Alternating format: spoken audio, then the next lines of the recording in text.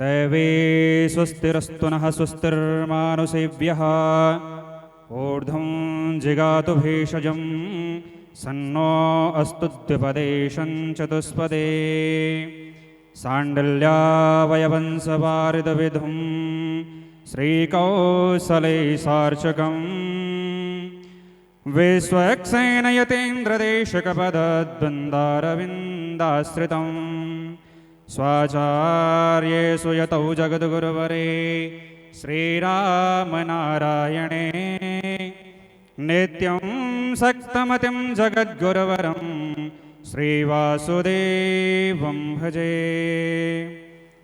यस्य प्रभावमखिलं न हि वेदधाता नो वा हरिर्न गिरिशो न हि चाप्यनन्ता अंसांसका अपि च ते किमुतान्यदेवा तस्यै नमोऽस्तु सततं जगदम्बिकायै।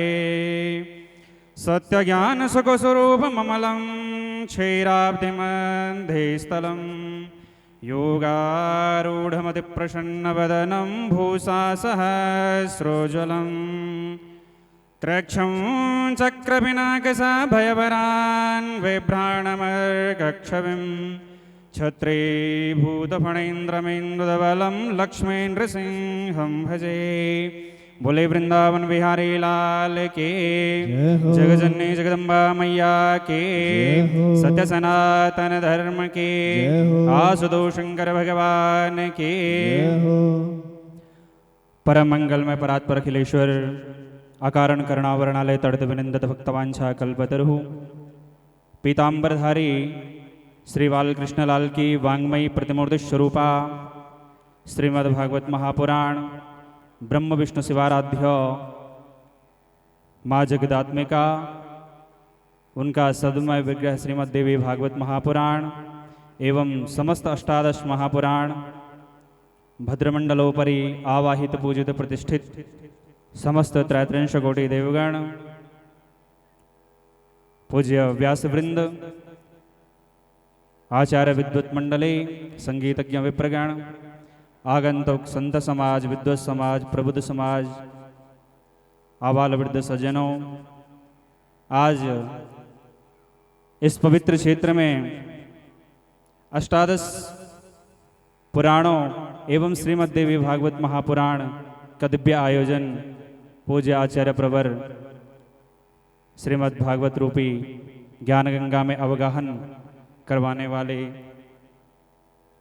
पूज्य अवनियाल जी के कर कमलों द्वारा इसका शुभारंभ होने जा रहा है। तो हम इस पुण्य क्षेत्र में बैठे हुए हैं। शास्त्रों में क्षेत्रों के विषय में बतलाया गया है कि भाई खंडात पंच हिमालयस्य कथिता नैपाल कूर्मांचलो केदारोथ जलंधरोथ रुचिरक काश्मीर संज्ञोन्तिमः। हिमालय के 5 खंड हैं, उसमें सबसे पहला जो क्षेत्र है वह है नेपाल क्षेत्र, दूसरा है कूर्मांचल जिसे कुमाऊं भी कहते हैं, तीसरा क्षेत्र है केदार खंड जिसको गढ़वाल कहते हैं, और हम इस पवित्र भूमि में बैठे हुए हैं तो हिमालय का जो केदार खंड है उसमें हम बैठ करके इन अष्टादश पुराणों का श्रवण कर रहे हैं। और चौथा जालंधर जो कि हिमाचल प्रदेश है, और 5वां जो हिमालय का खंड है वह है कश्मीर खंड।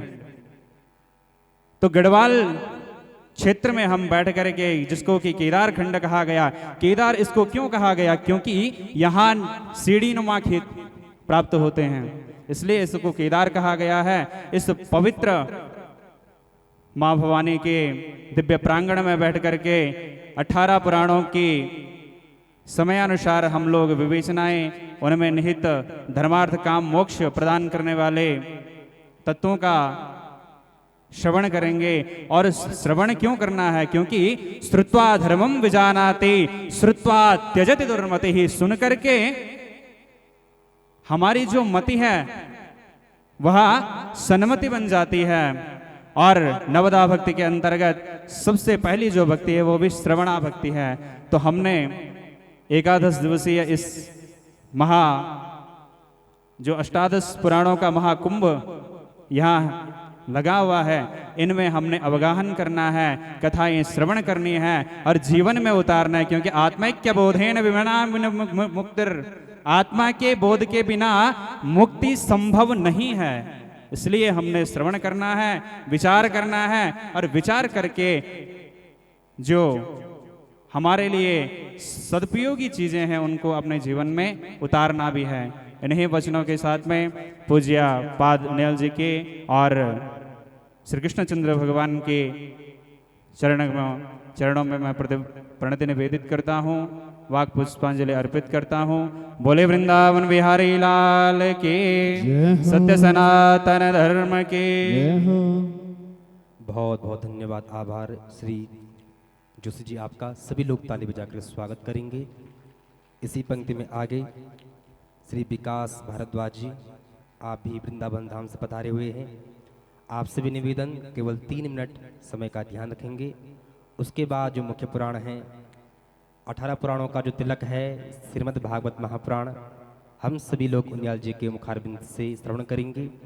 आइए उससे पूर्व हम श्रवण करें विकास